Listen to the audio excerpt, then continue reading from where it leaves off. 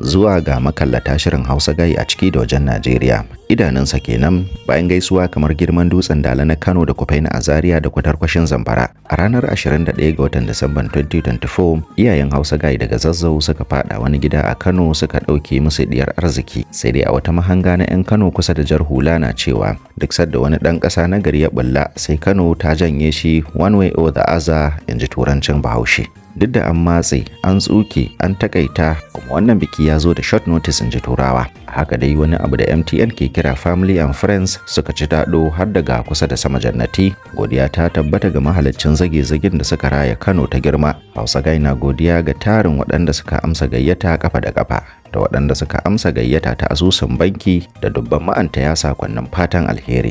Kai har da waɗanda zuciyarsu ta ji daɗi, ɗan kwalin Kano ta janya hulan Zaria. Ba ko shakka akwai matan da za su ji an musu shigan sauri a wajen wannan gaya. To a yi haƙuri, a kurɓi ruwan alolan magariba, a kuskure baki, a shafa fuska, zuciya ta sanyi. A yanzu dai an kulle zuciyar Hausa Guy, an jefa makulli ɗaya a unguwar Karfa na Zaria, ɗayan kuma a Giginyu na Kano. A ƙarshe, ƙofar da ke buɗe ita ce na asusun bankin Hausa Guy ga masu buƙatar shigar da cashless, wato a yi zaman abbatan kwashe kafar ka ji daɗi.